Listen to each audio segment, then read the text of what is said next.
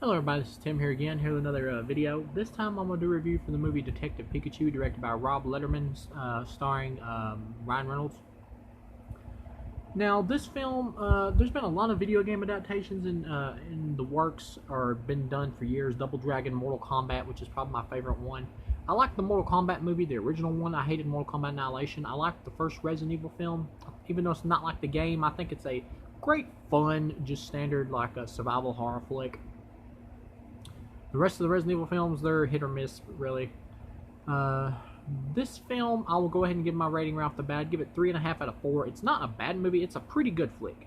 It's almost a great movie for... This is a kid's flick. It's a pretty good movie.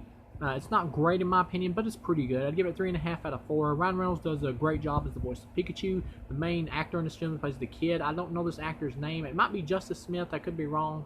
But he does a good solid job as the main lead. And there's this other girl who's like a reporter who's actually on the Supernatural TV series. I recognize her from. If you watch that show, you'll know her. She plays like this reporter girl. At first, she was kind of annoying. Her entrance was just kind of forced. But later on, when he meets back up with her again, it's pretty fun. I've never played the Detective Pikachu game, and my knowledge of Pokemon is good but not great. I'm like a casual fan or a casual viewer. I grew up with the show in the 90s. I've seen pretty much all the movies except for like the last 3 in the reboot series, or the last 2 in the reboot series. I believe there's another one coming out. But yeah, I know like Pikachu, Dugong, Slowking, Moltres, Zapdos, Articuno, Mewtwo, Mew, Entei, Suicune. I know enough about Pokemon to be able to follow what the hell is going on. I like how this film starts. I've not played the Detective Pikachu game though. I have played Pokemon Stadium. I beat back in the day.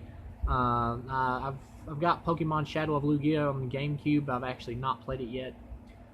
Anyway, as far as the flick goes, Ryan Reynolds was the voice of Pikachu. He's great. He's the most fun part of the movie, and the main kid does a good job. And it's about this kid whose dad is like a detective. It exists in this Pokemon world. And I love the animation of the Pokemon in this film. Like, they're all done like the way they would look on the cartoon show, pretty much in terms of live action. They should have done this with Sonic in the Sonic trailer. That was the biggest problem with the Sonic trailer. Sonic just doesn't look right. That needs to be fixed. And I know they're fixing that, which is good. But yeah, I love how they made them look like the actual video game characters. Or anime characters. So that's really cool. I love this movie starts out with Mewtwo, so that's cool, bringing back pretty much the coolest Pokemon in my opinion. Breaking out of his shell, and he attacks this vehicle, and then it like skips to this kid whose father is missing, and he was a detective who pretty much solves cases in the Pokemon world that they exist in. And this kid is the only one without a Pokemon to himself, Pokemon partner. And all his other friends, everybody else he knows has Pokemon partners. You get Ken Watanabe as like a detective as well, a cop, and he has like this little, I forget the Pokemon's name, the little dog Pokemon who's like really grumpy, and he's really funny because the way he looks like he's gonna like beat the hell out of you. And he's like, Ken Watanabe's like, don't worry kid, he's safe. And he looks over at him, and he's like growling at Ken Watanabe, and he's like growling at Ken Watanabe, and Ken Watanabe is like, you know, his master or his partner.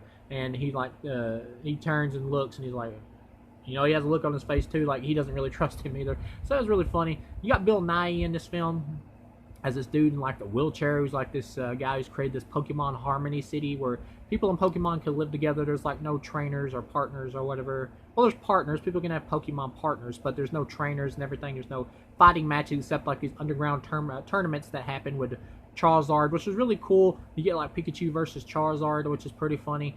Pikachu manages to win, but he doesn't remember how to do his attacks. And there's this vapor gas that's really neat that makes Pokemon go like rabid. So it's a little bit more violent. I'm stressing the word violent here. This film is not violent. This is a kid's flick. But it's more violent than what you're used to in the cartoon show. If the Pokemon actually attack humans, they go crazy when they inhale this gas. And pretty much he wants to, Justice Smith runs into this Pikachu, who's voiced by Ryan Reynolds. He's the only one that can hear him, and he wants to go find his missing father, who everybody claims is dead, but the Pikachu convinces him that he's not. And the Pikachu is the ex-partner, or the old partner, I mean, of his father who went missing, and he's going to help him find him. You go through this mystery in the film, and they end up teaming up with the reporter girl. There's some real funny scenes, like where they interrogate Mr. Mime, and the boy's pretending like he's pouring like gasoline on him. He's like miming it, and it's really funny. And Pikachu, of course, is really adorable and cute, so kids will really like it. And the problems in the film is when you get to the plot, 'cause it's a really predictable plot. You got Bill Nighy in here. He's an actor I recognize. He's a big actor, and he usually plays villains in almost every flick. And when he pops up in the wheelchair, and he's like, "It's my son. He's kidnapping Pokemon or whatever to try to get Mewtwo and stuff. It's it's my son." You're like, automatically, if you know anything about movies, you know there's going to be a twist here, and that it's really him doing it because it's Bill Nighy.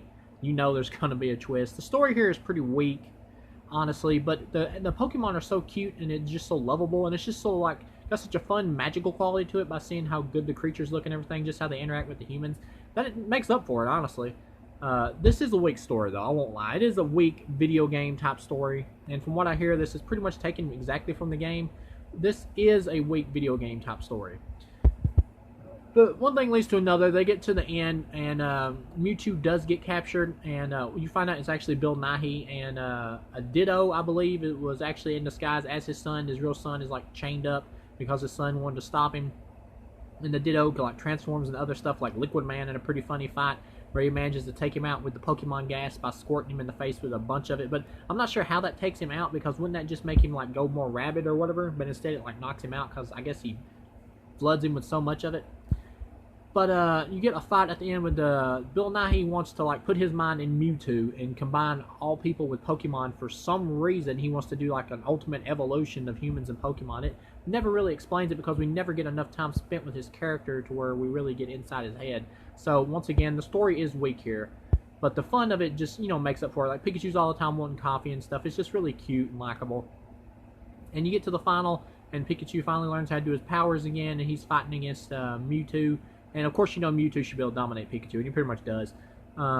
But he manages to survive long enough for Justice Smith to pull off the device that's on Bill Nighy's head, which is connected to Mewtwo, and that separates them, and then separates his consciousness from Mewtwo's body. And then Mewtwo fixes everything, puts the humans back in their own bodies. And after that, you find out that the Pikachu is actually his dad. That Mewtwo saved his father's mind by putting it inside the Pikachu's body, so he could like repair the dad's body. And at the end, he puts Ryan Reynolds back into his own body. He puts his mind back into his own body, and pretty much the son decides he wants to stay with his dad and do detective work, because his dad and him are like estranged. He hasn't seen him in like 5 years, because his dad pretty much ran off after his wife died, and so that's pretty much made him estranged. But another plot hole with the flick is the Pikachu isn't supposed to be his dad, and is speaking with his dad's voice the entire time. He doesn't recognize his dad's voice. Even after 5 years they supposedly hasn't seen him, he should have recognized his dad's voice. That doesn't make sense. But yeah, you get to the end, and it ends on a happy ending, of course. They're going to be together and solve cases, and I'm not sure how you do a sequel to this. If they want to do a direct sequel to this, I mean, you'd have to put Ryan Reynolds right back in the Pikachu body, wouldn't you? I mean, I'm not sure how you do that. They need to bring in like Team Rocket. That would be cool for a sequel. Don't bring in Ash. Maybe for like a third flick, maybe. Or make this like an anthology Pokemon series where you do like a different Pokemon movie set in the same universe, but it's like a different story based off either a different video game or a different part of the anime with just different characters. Maybe bring in Team Rocket in the next one, do like a Team Rocket movie or something. Something like that. Just spice it up. But yeah, all in all, this is a pretty good film. Pretty good, like, family. Well, I wouldn't say totally kids flick. For the most part, it's a kids flick, but by the end, it feels more like a family movie. Yeah, so a pretty good family movie that you can take your kids to see. You're not really missing anything by not seeing it, but if you do watch it, it's a pretty good movie. So all in all, I appreciate you guys watching, and I'll see you again.